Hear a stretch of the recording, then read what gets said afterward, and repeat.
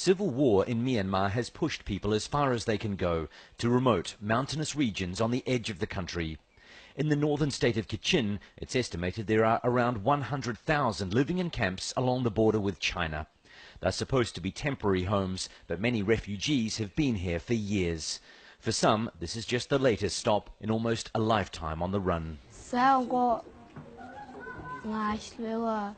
When I lived in another camp, I thought there would be no more running away from the fighting, but it happened again just like before. The Myanmar army shoots inside the camp and they even fired artillery shells. The rebel Kachin Independence Army is at war with the Myanmar army, fighting for control of the state and its resources. The Kachin accuse the Myanmar army of abuses like rape and murder, which the government and its soldiers deny. The government is engaged in a peace process with several rebel groups, but the Kachin fighters have refused to sign a ceasefire agreement, saying they don't trust the process. In the meantime, more civilians are being displaced by the fighting, forced to leave their homes and jobs.